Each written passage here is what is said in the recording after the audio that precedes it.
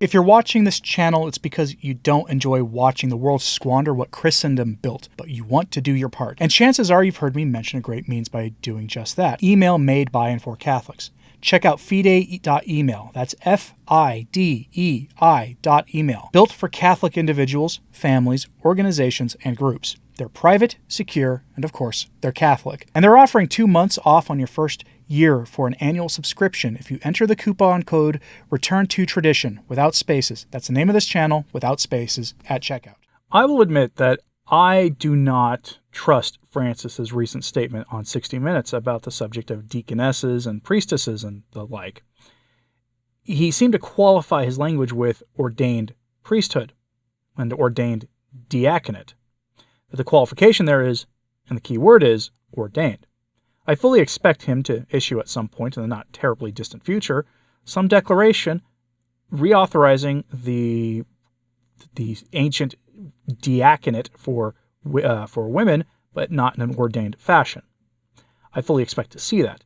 It's unnecessary and is, of course, kicking the door open for women's ordination in the future. And we already know from the implementation of fiducia supplicans that the bishops who most advocate for the ordination of the ladies will, in fact, misuse the authority that they're being given, or perhaps interpret it in a more realistic way, depending on your viewpoint on this. And they will make sure that the process for the unordained women's diaconate will look as close to an ordination as possible. And then eventually somebody will cross the line. And then, of course, the Vatican will have to act, and who knows what that will look like when that eventually happens. Call that the hermeneutic of suspicion reading of it if you want to, but that just is in perfect line with Francis's statements on Amoris Laetitia, fiducia supplicans, and a whole host of other issues. But be that as it may, his statement rejecting the ordination in question was still a good moment, I think, for a lot of people, except for the biggest proponents of priestesses and deaconettes. And so I have a story for you today that might put a smile on your lips. It's the consternation expressed by one of the most out and proud heretics in the church, Bishop Georg Botzing. He's a bishop in Germany and head of the German Synodal Way. The Synodal Way in Germany is very similar to the Synod on Synodality, except the difference is the change that they're barreling towards is, well, to use a kind of crude example here, or crude comparison, imagine that you have two cars on a racetrack, and one is driving 120 miles an hour and the other is driving at 65 miles an hour. Both are barreling towards change in this example. The 120 mile an hour vehicle is being driven by the German Synodal Way, and the 65 mile an hour vehicle is the Synod on Synodality. That's the comparison. They both want the same thing. They seem to be working for the same thing. It's just that the Vatican is going slower, too slow for the taste of the German bishops, who have been warned repeatedly to not embrace change as quickly as they are, to go at the speed of the universal church. They've been told that, not to abandon their bad ideas, but to accept what the universal church is doing and to go do it in union with them. It's a very different kind of warning that they received. And Georg Botzing is the kind of bishop, the kind of prelate, who rarely, if ever, makes a public appearance in his clericals. Instead, he dresses like a middle-aged dad, wears a sweater vest and a white dress shirt underneath it with the collar poking out the top. He's often seen that way. He looks more like a Protestant minister than he does a bishop of the Catholic Church. And he wasn't exactly happy with Francis's statement. In fact, he said he was confused. So, headline from katholisch.de, the official news arm of the German Bishops' Conference: Bishop Botzing irritated by Pope's statement against women's ordination. In a recent interview, the Pope said briefly and clearly no to the ordination of women in the Catholic Church. This caused a lot of criticism. Bishop Botzing was also irritated and tried to interpret the whole thing. He was irritated by this, and he was confused. Well, I kind of can understand where he's coming from. After all, we were all very irritated when Francis, for no good reason, eliminated the traditional Mass in most dioceses in the country and in the world.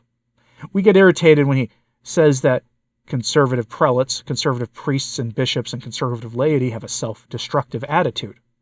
that we should embrace change. We'll get pretty irritated by that, so I guess what goes around comes around in this case. But I think Bishop Botzing is misreading all of this. He doesn't quite understand the Amoris Laetitia playbook, which is the playbook you need to understand for every issue of change in the church.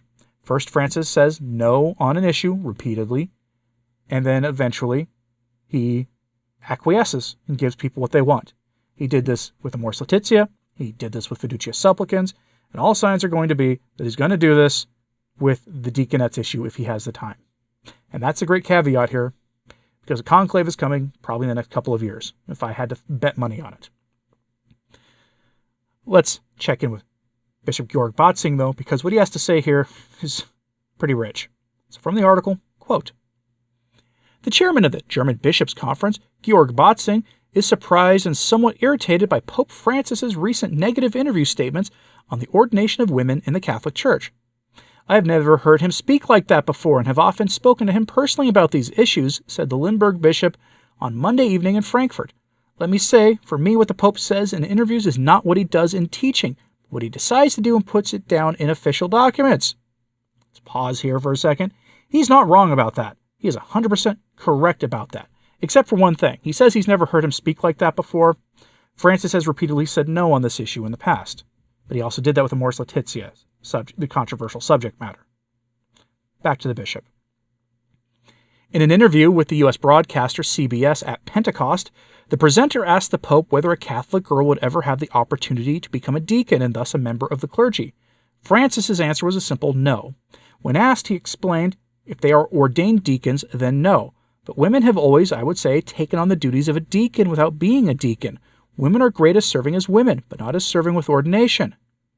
The question of the diaconate of women was the first stage of ordination, has always been an important topic in all the discussions of the World Synod and in the reports from the individual countries, Botzing continued.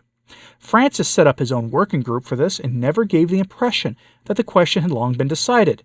The fact that the Pope had expressly referred the issue of women's ordination to working groups, similar to other sticking points, and thus wanted to outsource it from the second stage of the World Synod made him somewhat skeptical, the bishop added. You can't just talk about synodality in the abstract. That can only be done using concrete examples. So far, the Synod itself has developed a very lively dynamic, added Botzing. The questions are there, and the drive is there, and can no longer be stopped. The pressure for reform is considerable, and not just in Germany. The Pope is a door opener, but does not want to make any more fundamental changes to the doctrine, according to the Limburg bishop. But the paste cannot be put back in the tube. A culture is developing in the Church that can no longer be reversed. However, Botzing continued, he often asked himself how much time was left for the Church in Germany. End quote. And that is a remarkable admission from him. He wonders how much time left the Church in Germany has. We've gone over the attrition numbers there. Hundreds of thousands of Catholics in Germany are leaving the Church every single year.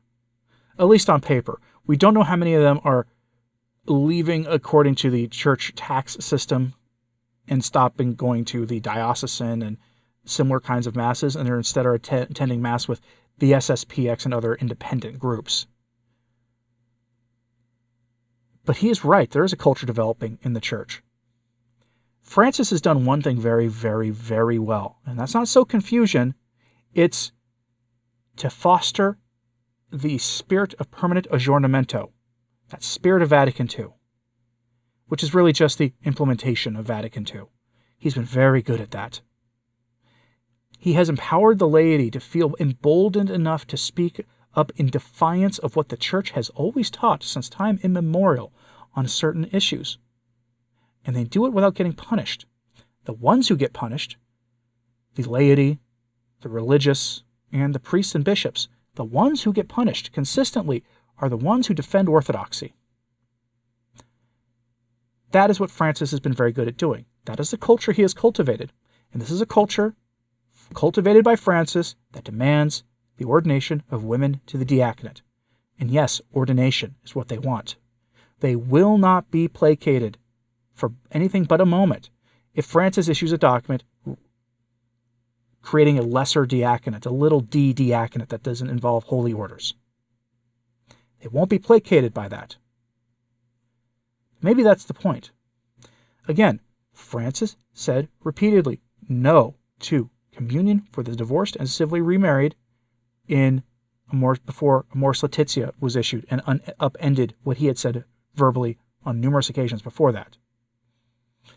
He said no to the James Martin-type blessings that are outlined in Fiducia Supplicans, which explicitly says in the document that those are blessings for couples and their relationships.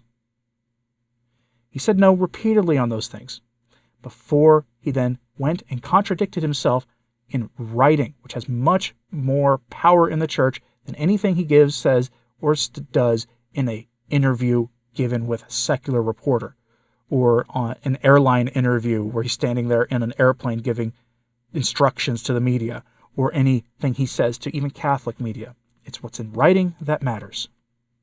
And it's always his words before the writing, in the years beforehand, that contradict the writing. The writing has the legal power in the church. It always does. So we wait. Will there be a document on Deaconesses from Francis? Do you think he has the time left to do that? I tend to think he does. I think he's going to be around longer than most people expect.